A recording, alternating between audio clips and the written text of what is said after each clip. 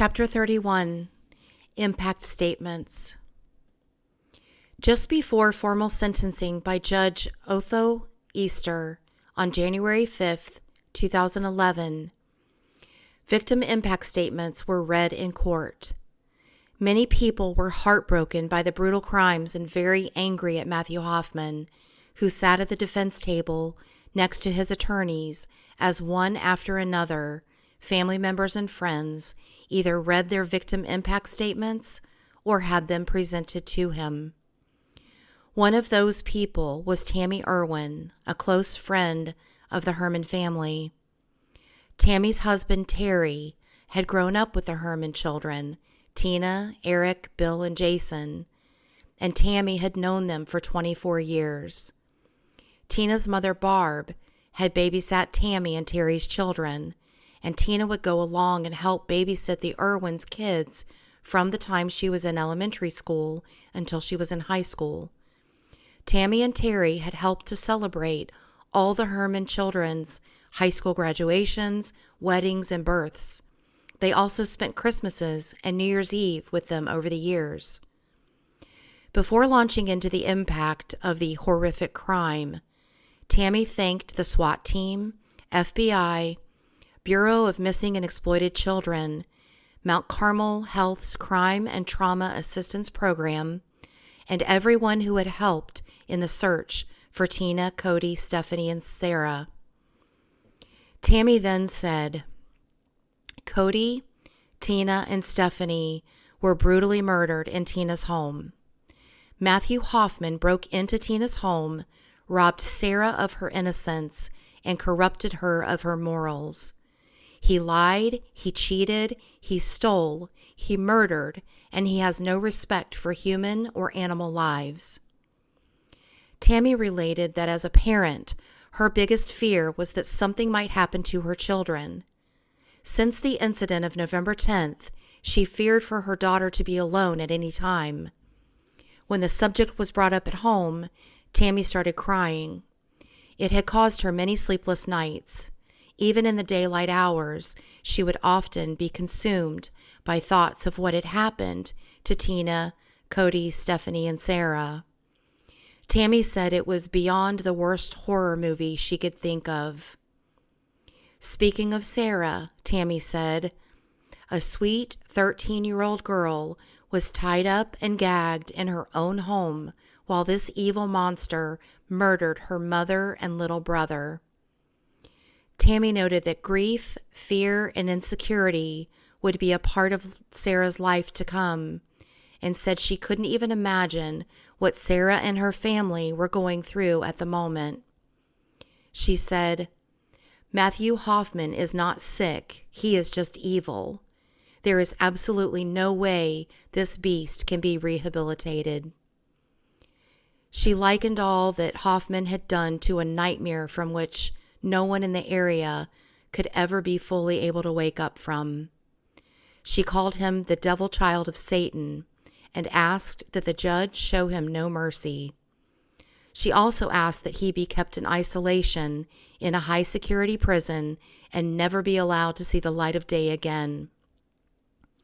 Tammy wanted Hoffman to have one bite of food a day and hoped that his cell would be filled with cobwebs and that he would soil his pants on a regular basis. She wanted Hoffman to have a tiny dark space to inhabit, as he had forced Sarah to endure. Tammy declared that Matthew Hoffman should never have the opportunity to play ball in a prison yard. He had robbed Cody Maynard of ever playing ball again on earth. She added, however, that Cody is now playing in God's garden. Tammy wished that there wasn't a deal in place to spare his life, that instead he would be strapped to an electric chair and executed. But since that couldn't happen, she declared, I hope Matthew Hoffman rots in hell. Tina's brother, Jason Herman, also had a statement for Judge Easter. This horrific episode has brought immense sorrow to my family, not to mention the hundreds of friends and acquaintances. When Jason first learned of the disappearances, he said he felt a sense of numbness and fear. He said that there were days of disbelief and of hope. It wasn't until November 17th, the saddest day of my life, when my two brothers and I made the choice to walk through my sister's house, that within minutes of entering the house, we were sure we would never see our loved ones again. Jason felt sad and angry all the time, sad that he knew Tina had struggled in an attempt to save her children, sad for Cody, robbed of his life at such a young age, sadness for his niece Sarah, who would never see her mother or brother again and had been robbed of her innocence. Jason related that no amount of restitution or punishment would ever compensate for the struggles that Sarah would face in her life. He prayed she would not constantly be haunted by what happened. Jason said that he and everyone around him had had their lives turned upside down because of what Matthew Hoffman had done. His family had to face daily mental anguish and public inquiry. He and others now constantly questioned their security, their neighbors, and the goodwill of our common man. There is an absence of words, absence of emotion, an absence of feelings that fills this void in my heart. I do not contain the capacity to put this onset of emotions into words. Extreme sadness is the only emotion I can define.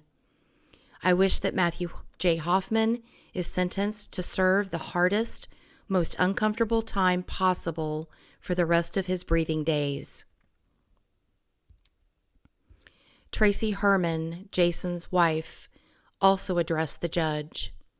She noted that she was so emotional that she felt overwhelmed.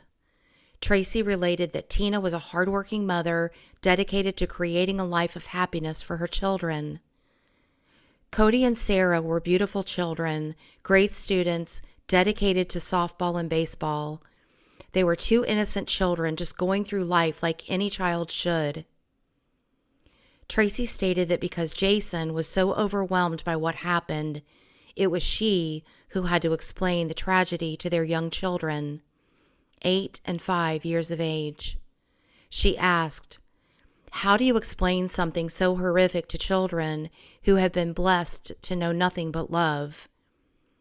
She still had not fully explained to them what happened to their cousin Sarah, except to say a bad person had taken her and that he was now in jail because of what he had done. Tracy said that she knew that Cody had been protective of his sister and that both children had fought all they could. However, this monster, Matthew Hoffman, was pure evil and not able to be stopped by two little children.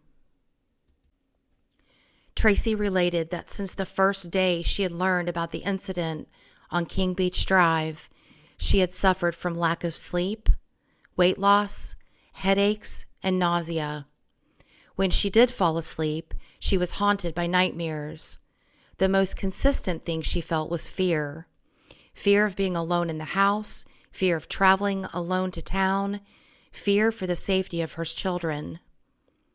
Tracy declared that Matthew Hoffman had ruined many, many lives, not just their own friends and family, but the entire community as well. She felt sadness for all the investigators who worked countless hours on the case. She knew they would take the scars of this experience with them for the rest of their lives.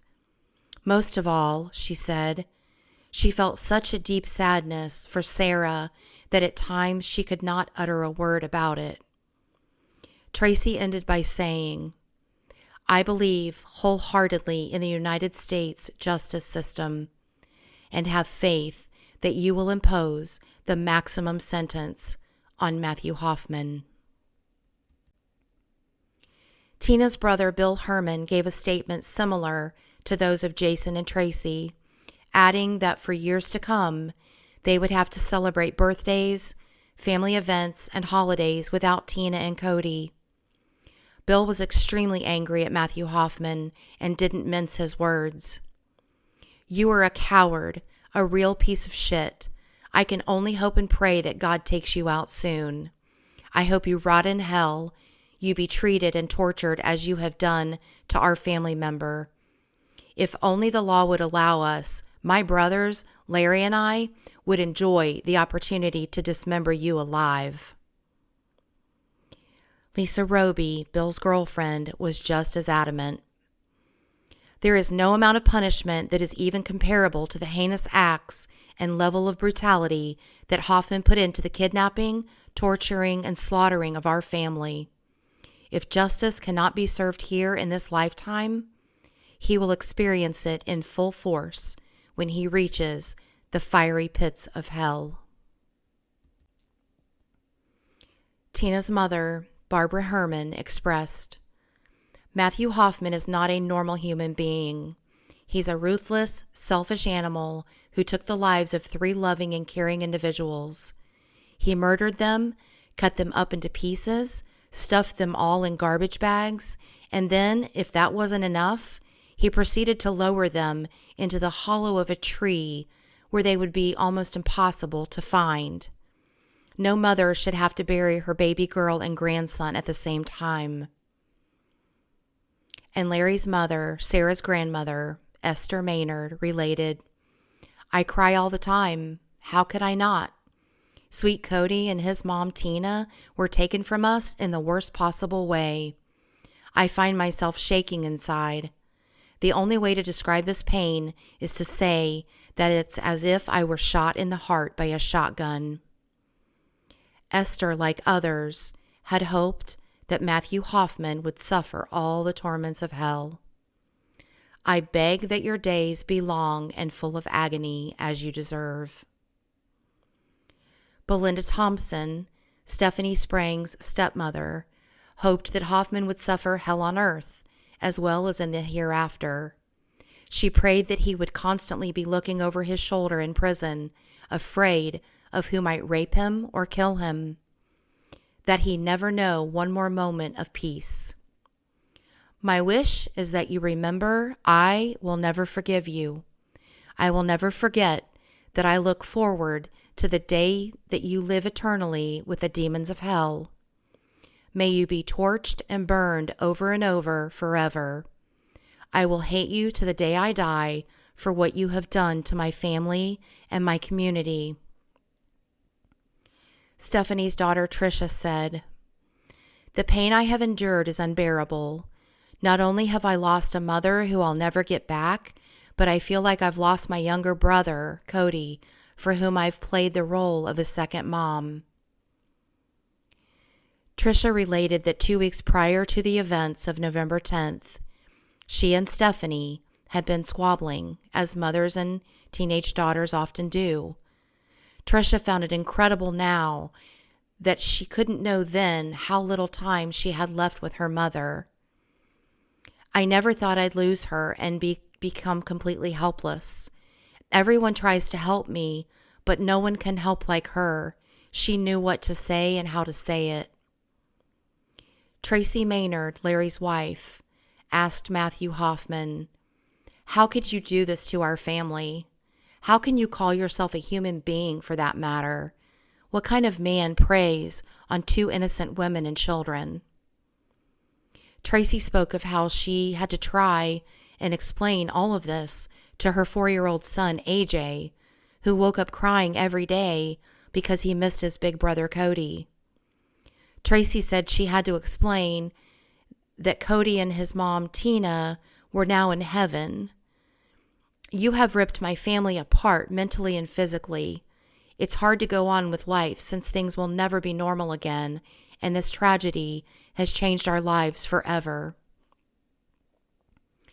Tracy was angry that because of the plea deal, Matthew continued to live on this earth. That was something he had denied to Tina, Cody, and Stephanie. She added, "I hope you suffer every day like my family will, except the difference is I am human and you are not." Larry Maynard read a portion of Matthew 18 from the New Testament. "At that time the disciples came to Jesus and asked, 'Who then is the greatest in the kingdom of heaven?'